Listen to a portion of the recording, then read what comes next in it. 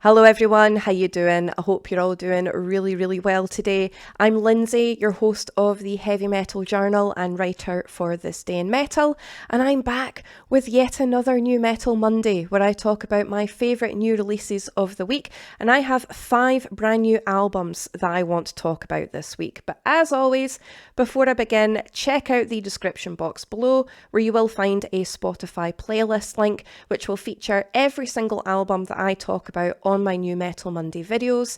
So if you use Spotify, make sure to follow that playlist which gets updated every single Monday after the video goes live. If you don't use Spotify though, don't worry about it because I will also include the band's Bandcamp links or their YouTube channels just so you can find the music that I'm talking about as easily and quickly as possible. Also, whilst you're there, check out the This Day in Metal website, which is also linked down below, where you will find all of the breaking news of the heavy metal world, special features, and in-depth album reviews, which breaks down albums track by track in a lot more detail. Not just from myself, but the entire This Day in Metal team as well. We're always adding new things to the website, so make sure to subscribe to that to get all of the information to your inbox directly.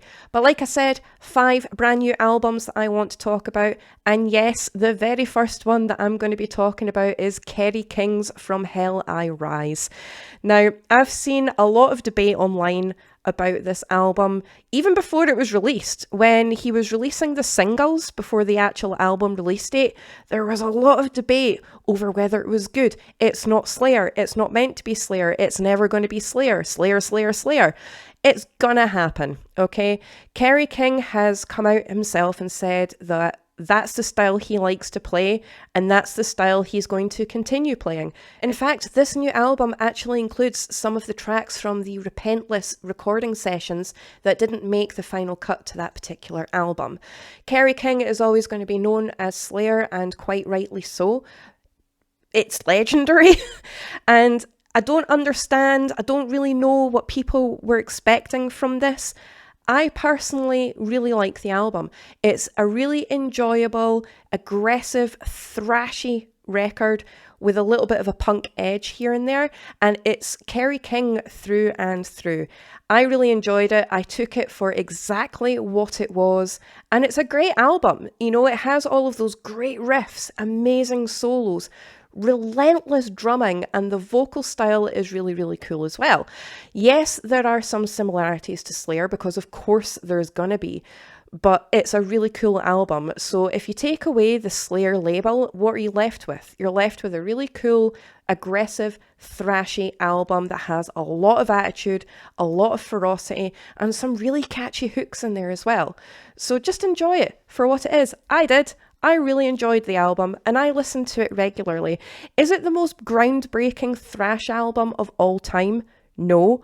Does that mean that it's bad? Absolutely not. It's a really great album, so just take it for what it is and enjoy it for what it is. And I, for one, cannot wait to see what they come out with next. I would absolutely love the opportunity to see them live, and it's a really great album. So if you just want straight up thrashy, aggressive riffs, go for this. I really enjoyed this. Okay, so now that I got that rant out of the way, the next album that I have on my list is Gatecreeper with Dark Superstition, and it's the 3rd studio album from the death metal band from Arizona in the US.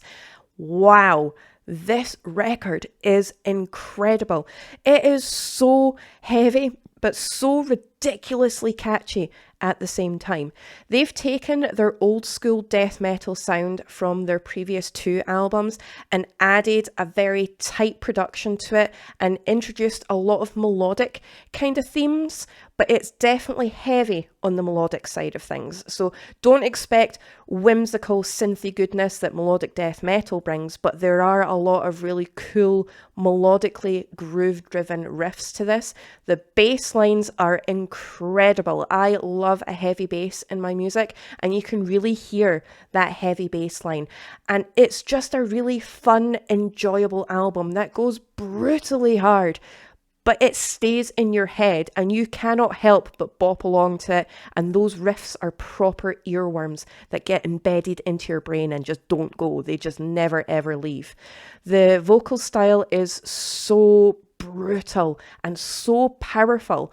It's just a really cool, energetic, really devastatingly heavy death metal record. Now, the really cool thing about this record as well is, as well as it being really, really heavy, and you do have all of your thunderous blast beats and your frantic riffage, but you've also got some really cool mid-tempo stompy stomps in there as well. So it kind of bounces back and forth between high-speed ferocity and really cool plodding kind of rhythmical stomps, and it really changes the album up and it keeps you hooked because you have no idea what direction they're going to go in next.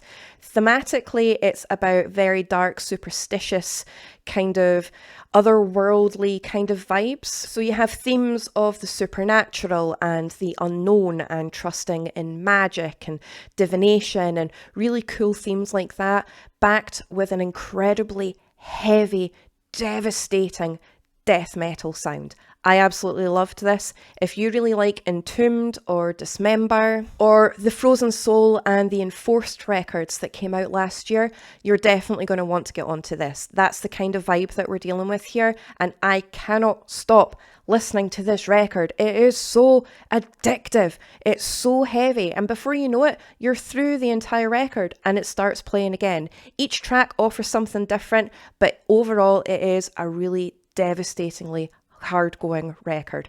Definitely check it out. Do not sleep on this one. Okay, so next up on my list here is another record that I absolutely fell in love with, and I apologise in advance because I am going to butcher the pronunciation of this band. I have a hard enough time speaking the English language, which is my first language. Never mind trying to pronounce anything else, but we're going to give it a go. Zomblanti? This band, I can't pronounce it. I am so sorry. I really should look these up before I start recording. But even so, that wouldn't help me because my brain's weird. So we're going to go with this. Zapantly. Anyway, Beating the Drums of Ancestral Force. And it's the second studio album from the indigenous death doom metal band from the US. This record, despite the fact that I cannot pronounce the band's name, I am so sorry, is incredible.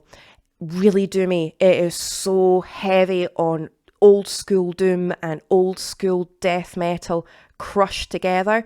But then you have this really cool atmospheric tribal kind of vibe. So you have the vocalizations, you have the drums, it's like beating war drums, and it's just so densely atmospheric and kind of creepy and dark, but in the best possible way. So you've got your doom metal element, which is incredibly dark and very, very powerful anyway. Then you've got your old school death metal mixed in with that, which makes it incredibly densely heavy. But then you've got all that tribal stuff on top of it, and it's just majestic. I cannot get over how crushing this record is, but it's so addictive and it sucks you in.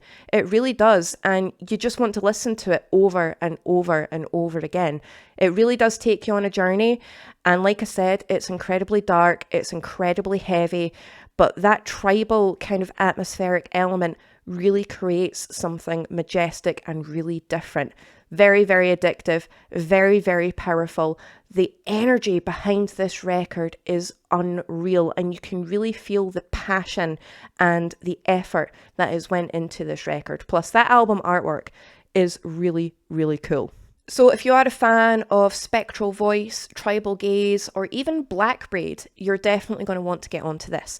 Okay, so next up on my list is an album that I've been really, really excited about because I am a huge fan of the artist that's behind this, and that's Pain with I Am, and it's the 9th studio album from the industrial Gothic metal band fronted by Peter Taggretron of Hypocrisy. I love this guy. This guy can do no wrong in terms of music. I love absolutely everything he does. I love Hypocrisy. I love the work that he did with Till Lindemann. He's an amazing producer, and this Pain album is just absolutely amazing. So catchy, really industrial, really heavy on the synth elements and the keyboards and the computerized kind of orchestration side of things, on a backdrop of rhythmical drumming, really cool frantic riffage, and epically clean yet powerful vocals. You cannot help but get moving to this record. This is like my summertime record. This is the kind of record that I would listen to when the sun is shining, I'm driving my car, the windows are down, and I'm just blasting this. You cannot help but to feel happy and bouncy. It's the kind of thing that you would hear on kind of like an industrial Gothic dance floor. And honestly, it is just so fun, so energetic. Some tracks are darker than others. Some lean more towards the gothier side of things than the industrial side of things. But overall, it's a really cool, jumpy, fun, highly addictive record. Each track sounds completely different as well, and it does have the very famous track Party in My Head, which was released in 2021 during the pandemic, and I loved that track ever since it first came out, and I've been listening to that on and off ever since it was released, and to see it included in this record, it was just absolutely fantastic, and it blends in so well with the rest of the record. I know I said that each track sounds different, and it does, but it flows so nicely as well. So if you're looking for something really jumpy, really fun, really addictive, and really cool to listen to, definitely check this out, especially if you are a fan of the likes of Rammstein, Static X, Fear Factory, Rob Zombie, that kind of vibe. This one is definitely for you. But okay, so last up on my list, but certainly by no means least, I have Pallbearer with Mind Burns Alive, and it's the 5th studio album from the doom metal band from the US. Now, if you're looking for a really beautiful doom metal record that's gonna make you cry, this is the one for you. I'm not saying I did cry, but I'm not saying I didn't cry either. This got me straight in the feels, and I feel attacked. I feel personally attacked by this record. I did not expect that, and every time I listen to it, I become an emotional soul, and it's beyond an absolute joke at this point, to be honest with you. This record is just stunning. Highly emotive, very emotionally charged, powerful, majestic, but morosely heavy as well. So if you do like your doom metal that does have that heavy element, but it's very remorseful and very emotive, but really powerful at the same time, definitely check this one out. Really gorgeous guitar melodies in this. The solos are soaring, they just rise and they fly, and they're just absolutely gorgeous. The vocal style is clean, but they do range from very haunting, quiet, soft whispers to really powerful soaring cleans. And honestly, I have no idea how they've managed to make an album sound so incredibly fragile, but really powerful at the same time. Plus saxophone. There's a saxophone in here, and I really enjoy that when it's well placed in a metal record, and it's really well placed in this one.